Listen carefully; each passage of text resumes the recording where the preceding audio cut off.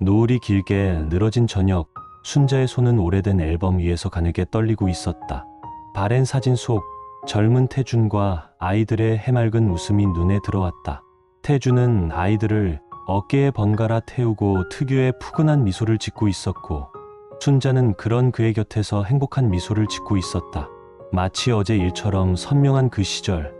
하지만 시간은 무정하게도 30년이라는 긴 세월을 앗아갔다. 순자와 태준의 만남은 풋풋한 봄날의 햇살처럼 따스했다. 순자는 동네 작은 책방에서 아르바이트를 하고 있었는데, 어느 날 키가 훤치하고 웃는 모습이 매력적인 남자가 책을 사러 들어왔다. 그가 바로 태준이었다.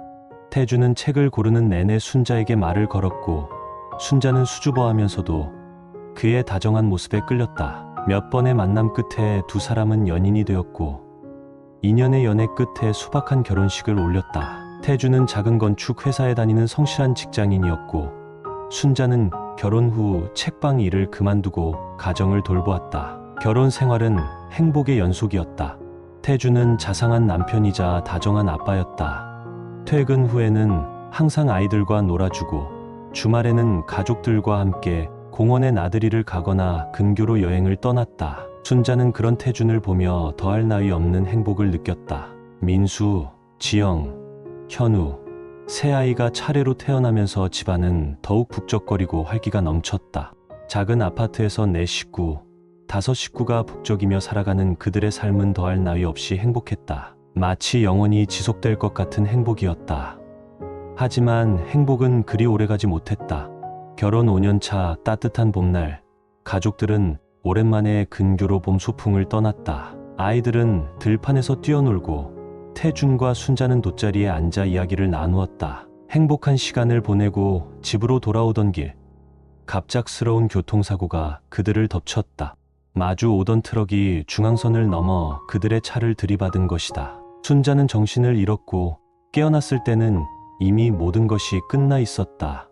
태준은 그 자리에서 세상을 떠났고, 순자는 큰 충격에 빠졌다. 청천벽력 같은 소식에 순자는 모든 것을 잃은 듯한 절망에 빠졌다. 사랑하는 남편을 잃은 슬픔은 세상 그 어떤 아픔보다 컸다. 마치 심장이 도려내어진 듯한 고통 속에서 순자는 숨조차 제대로 쉴 수 없었다. 앞으로 어떻게 살아가야 할지, 어린아이들을 어떻게 키워야 할지 막막하기만 했다. 하지만 순자에게는 아직 젖먹이 민수부터 5살 지영, 그리고 갓 돌이 지난 현우, 세 아이가 있었다. 밤새도록 아이들의 젖병을 물리고 작은 손을 잡고 자장가를 불러주며 순자는 겨우 정신을 붙잡았다. 아이들의 작은 숨소리, 따뜻한 온기가 순자에게는 유일한 위로였다. 아이들을 위해서라도 이대로 무너질 수는 없었다. 아이들은 순자의 버팀목이자 삶의 전부였다. 태준의 갑작스러운 죽음 이후 순자의 삶은 온통 아이들에게 맞춰졌다. 젖먹인 민수, 5살 지영, 갓 돌이 지난 현우, 세 아이는 순자에게 세상의 전부이자 살아가는 이유였다. 순자는 아이들을 위해 무엇이든 할 수 있었다. 가장 큰 어려움은 역시 어린아이들을 돌보는 일과 생계를 유지하는 것을 동시에 해내야 하는 것이었다. 순자는 새벽 일찍 일어나 아이들의 아침 식사를 준비하고 젖병을 소독하고 기저귀를 갈았다. 민수는 젖을 먹여야 했고, 현우는 아직 제대로 걷지도 못했다.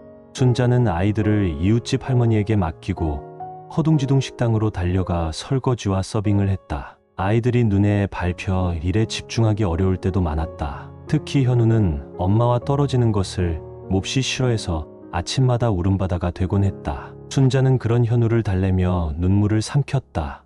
밤에는 옷 공장에서 야간 작업을 하며 밤늦도록 미싱을 돌렸다. 졸음이 쏟아지는 눈을 비비며 아이들의 해맑은 얼굴을 떠올리며 힘을 냈다. 넉넉지 못한 형편의 분유값, 기저귀 값도 빠듯했다. 순자는 헌 옷을 얻어와 아이들의 옷을 손수 만들어 입히고, 동네 쌀가게에서 쌀겨를 얻어와 죽을 끓여 먹이기도 했다. 때로는 옆집에서 반찬을 조금씩 얻어와 아이들의 밥상을 차리기도 했다. 아이들은 그런 엄마의 마음을 아는지 투정 부리는 일 없이 씩씩하게 자라주었다. 아이들이 유치원에 다니기 시작하면서 순자는 조금 더 안정적인 시간대에 일할 수 있게 되었다. 식당에서 점심시간과 저녁시간에 집중적으로 일하고, 낮 시간에는 아이들을 돌볼 수 있었다. 지영이는 그림 그리는 것을 워낙 좋아해서 순자는 폐지를 모아 스케치북을 만들어주고 동네 문방구에서 색연필을 사주기도 했다. 민수는 책 읽는 것을 좋아해서 순자는 헌책방을 돌아다니며 낡은 동화책들을 사주었다. 현우는 활발하고 장난기가 많아서 동네 아이들과 뛰어놀며 하루를 보냈다. 순자는 아이들이 좋아하는 것을 해줄 수 있어서 행복했다. 아이들이 초등학생이 되면서 순자는 학부모로서 학교 행사에 참여해야 했다. 바쁜 와중에도 시간을 내어 학부모 회의에 참석하고 운동회 날에는 김밥과 과일을 싸들고 학교에 갔다. 아이들은 그런 엄마를 자랑스러워했고 순자는 아이들의 밝은 모습을 보며 힘든 시간을 잊을 수 있었다. 하지만 경제적인 어려움은 여전했다. 아이들의 학용품, 참고서, 학원비 등을 마련하기 위해 순자는 더욱 열심히 일해야 했다. 밤에는 부업으로 인형 누나를 붙이는 일을 하기도 했다. 손가락이 아프고 눈이 침침했지만 아이들의 미래를 생각하며 포기할 수 없었다. 때로는 아이들에게 짜장면 한 그릇 제대로 사주지 못하는 현실에 가슴 아파하기도 했다. 아이들이 사춘기에 접어들면서 순자는 또 다른 어려움에 직면해야 했다. 민수는 공부에 지쳐 힘들어했고 성적이 떨어지면서 좌절하기도 했다.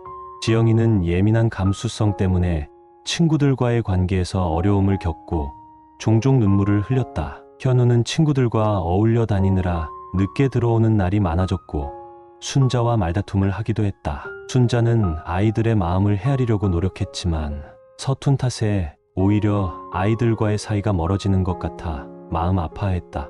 아이들의 방문은 굳게 닫혀 있었고 순자는 문 밖에서 조용히 눈물을 훔치기도 했다. 하지만 순자는 포기하지 않았다. 아이들의 이야기를 들어주려고 노력하고 따뜻한 밥상을 차려주며 아이들과의 소통을 이어가려고 애썼다. 늦은 밤까지 아이들을 기다리며 현관불을 켜두었고 아침에는 따뜻한 아침밥을 준비했다. 아이들은 시간이 지나면서 엄마의 진심을 알아주었고 다시 엄마 곁으로 돌아왔다. 특히 민수는 대학 입시를 앞두고 힘들어하는 순자를 보며 마음을 다잡고 다시 공부에 매진했고 좋은 결과를 얻어 순자를 기쁘게 했다. 시간은 쏜살같이 흘러 아이들은 어느덧 어엿한 청년으로 성장했다. 순자의 헌신적인 사랑과 억척스러운 뒷바라지 덕분에 아이들은 각자의 꿈을 향해 나아갈 수 있었다. 큰 아들 민수는 어릴 때부터 공부에 두각을 나타냈고 대학에 진학해서는 경영학을 전공했다. 졸업 후에는 모두가 선망하는 대기업에 당당히 합격하여 번듯한 회사원이 되었다. 첫 월급날 민수는 떨리는 손으로 봉투를 순자에게 내밀었다. 엄마, 그동안 고생 많았어. 이제 내가 엄마 편하게 해줄게. 순자는 아들의 따뜻한 말에 눈시울이 붉어졌다. 그동안의 고생이 눈 녹듯이 사라지는 순간이었다. 딸 지영이는 어릴 적부터 그림 그리는 것을 유난히 좋아했다. 순자는 어려운 형편에도 폐지를 모아 스케치북을 만들어주고 용돈을 아껴 물감을 사주며 딸의 꿈을 응원했다. 지영이는 미술대학에 진학하여 자신의 재능을 꽃피웠고 졸업 후에는 여러 공모전에서 입상하며 화가로서의 입지를 다져나갔다. 마침내 지영이는 자신의 이름을 건 첫 개인 전시회를 열게 되었다. 전시회에 온 순자는 딸의 그림 앞에서 눈물을 글썽였다. 캔버스에 담긴 딸의 열정과 재능, 그리고 그 뒤에 숨겨진 노력을 보며 가슴 벅찬 감동을 느꼈다. 막내 현우는 형과 누나와는 달리 공부에는 큰 흥미가 없었지만 사람들과 어울리는 것을 좋아하고 손재주가 뛰어났다. 고등학교를 졸업한 후에는 자동차 정비 기술을 배우기 시작했고 성실하고 꼼꼼한 성격 덕분에 실력을 인정받아 유명한 정비소에 취직하게 되었다. 현우는 힘든 일에도 불평 없이 묵묵히 자신의 일을 해나갔고 점차 실력 있는 정비사로 성장해 나갔다. 순자는 그런 현우를 보며 제 갈 길 잘 찾아가는구나 하며 흐뭇하게 미소 지었다. 아이들이 모두 훌륭하게 자라준 것이 순자에게는 세상 그 어떤 것과도 바꿀 수 없는 가장 큰 보람이었다. 이제는 어엿한 사회인이 된 아이들은 종종 순자에게 용돈을 쥐어주며 그동안의 고생에 대한 고마움을 표현했다. 아이들이 주는 용돈으로 순자는 오래 망설였던 새 옷을 사입기도 하고 친구들과 함께 맛있는 음식을 먹으러 가기도 했다. 어느덧 시간이 흘러 순자는 칠순을 훌쩍 넘긴 나이가 되었다. 흰머리는 더욱 희끗해졌고 얼굴에는 세월의 흔적이 깊게 새겨졌지만 순자의 눈빛은 여전히 따뜻하고 맑았다. 아이들은 이제 어엿한 가정을 이루고 사랑스러운 손주들을 순자에게 안겨주었다. 민수는 아들 둘을 낳았고 지영이는 딸 하나를 낳았다. 손주들의 재롱을 보며 순자는 그 어느 때보다 행복하고 풍요로운 시간을 보냈다. 아이들은 번갈아 가며 순자를 찾아왔고 함께 외식을 하거나 여행을 가기도 했다. 특히 명절이나 생일 같은 특별한 날에는 온 가족이 모여 순자를 축하해 주었다. 순자는 그런 아이들과 손주들을 보며 자신이 헛된 삶을 살지 않았다는 것을 느꼈다. 순자는 아이들이 선물한 작은 정원에서 꽃들을 가꾸며 소일거리를 했다. 특히 해바라기를 유난히 좋아해서 정원 한편에는 작은 해바라기 밭을 만들었다. 해를 향해 활짝 핀 해바라기를 바라보며 순자는 굴곡 많았던 자신의 삶을 조용히 되돌아보았다. 남편과의 갑작스러운 이별, 홀로 새 아이를 키워야 했던 고된 시간들. 하지만 순자는 결코 좌절하지 않았다. 아이들을 위해, 그리고 무엇보다 자신을 위해 묵묵히 자신의 길을 걸어왔다. 아이들이 찾아오지 않는 날에는 혼자 조용히 차를 마시며 책을 읽거나 라디오에서 흘러나오는 옛 노래를 따라 부르기도 했다. 때로는 태준의 사진을 꺼내보며 옛 추억에 잠기기도 했다. 태준이 살아있었다면 얼마나 행복했을까. 아이들과 손주들을 보며 함께 웃을 수 있었을 텐데. 순자는 태준을 그리워하면서도 그가 남기고 간 아이들을 통해 삶의 의미를 찾았다. 아이들이 잘 자라준 덕분에 순자는 이제 편안한 노후를 보낼 수 있게 되었다. 아이들은 순자에게 좋은 집을 마련해 주었고 생활비도 넉넉하게 챙겨주었다. 하지만 순자는 돈보다 아이들의 사랑과 관심이 더 소중했다. 어느 늦은 오후, 순자는 정원에 놓인 작은 의자에 앉아 해바라기를 바라보고 있었다. 석양 아래 황금빛으로 물든 해바라기들은 순자의 산처럼 아름답게 빛나고 있었다. 순자는 잔잔한 미소를 지으며 붉게 물든 하늘을 올려다보았다. 하늘에는 하얀 뭉게구름이 두둥실 떠 있었다. 따스한 바람이 순자의 얼굴을 스치고 지나갔다. 순자는 조용히 눈을 감았다. 파란만장했던 긴 세월 동안 겪었던 온갖 고생과 슬픔, 그리고 그 모든 것을 이겨내고 얻은 행복과 사랑이 주마등처럼 스쳐 지나갔다. 순자의 곁에는 이제 훌쩍 자란 아이들이 있었고 사랑스러운 손주들이 있었다. 순자는 더 이상 혼자가 아니었다.